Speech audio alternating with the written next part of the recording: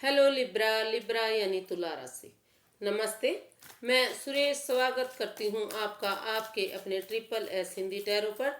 तो आज हम आपके पास्ट, प्रेजेंट और फ्यूचर की रीडिंग करेंगे। जो आपका पास्ट अभी अभी बीता है, रिसेंट पास्ट, और 72 आवर जो प्रेजेंट एनर्जी है, और 24 नवंबर से 30 नवंबर तक आपका फ्यूचर या आपकी एनर्जी कैसी रहने वाली है, या आपके दिन कैसे रहने वाले हैं। तो यानी कि आपका जो नियरेस्ट फ्यूचर है उसके लिए देखेंगे। तो ये एक जनरल रीडिंग है, ये सब पर रेजोनेट नहीं होती, लेकिन जिस पर जितनी रेजोनेट होती है आप उसे एक्सेप्ट कीजिए और उसे ग्रैंड कीजिए। तो चलिए चलते हैं। ये 24 नवंबर से 30 नवंबर तक वीकली यानी साप्ताहिक रीडिंग है।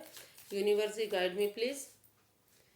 ये लिब्रा यानी तुला राशि वालों के दिन कैसे रहने वाले हैं।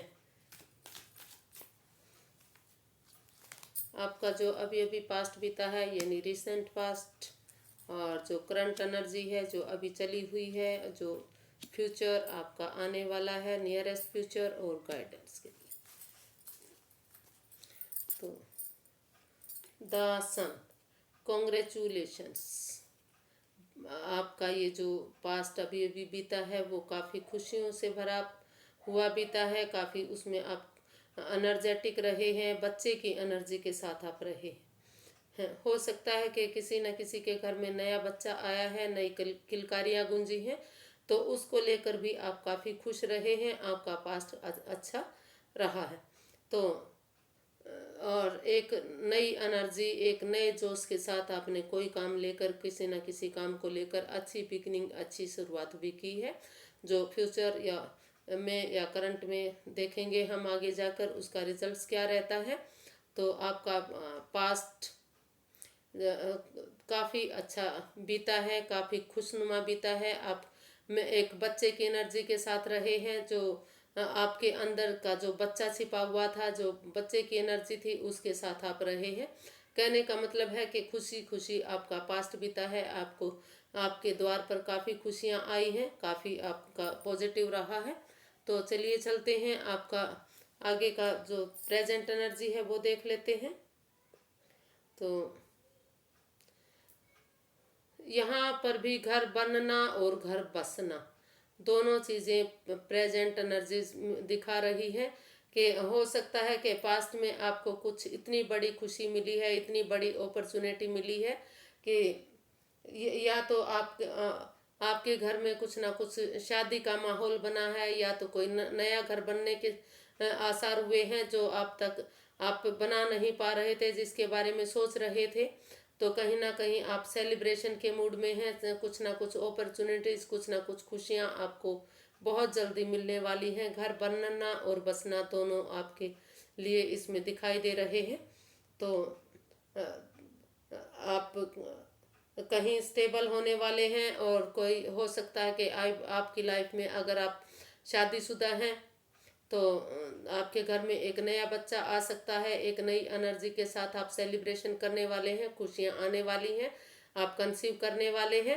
और जो जिन लोगों के पास अब तक घर नहीं था, घर नहीं बना पाए थे, स्टेबल नहीं हो पाए थे, तो उनके घर बनने के भी इसमें आसार दिखाई दे रहे हैं। कहीं ना कहीं एनर्जी आपके फेवर में आ रही है। आप बहुत जल्दी अगर इस पर मेहनत करेंगे, एफर्ट लगाएंगे, समय रहते कोशिश करेंगे, तो आपका घर बनना भी इसमें तय होता दिखाई दे रहा है।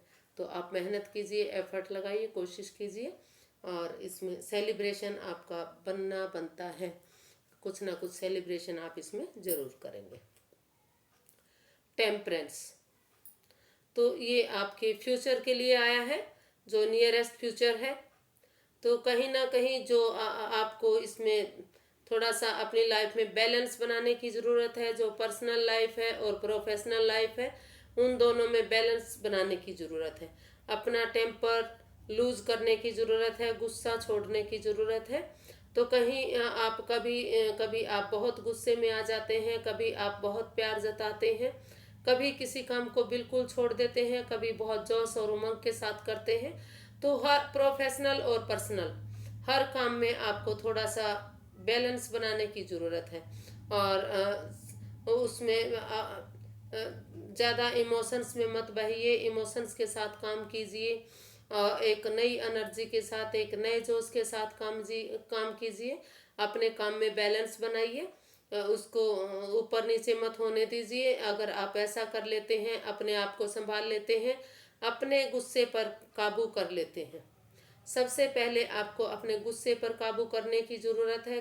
आप कभी भी भड़क पड़ते हैं, कभी भी बहुत जल्दी गुस्सा हो जाते हैं। तो अगर आप ऐसा करते हैं तो यूनिवर्स जी आपके साथ हैं, रिजल्ट्स आपके फेवर में आने वाले हैं, ब्लेसिंग्स आपको मिलने वाली है, और ये आगे जाकर आपकी लाइफ बहुत फ्रूटफुल होने वाली है, बहुत शानदार होने वाली है। नेम और फेम आपको मिलने वाला है।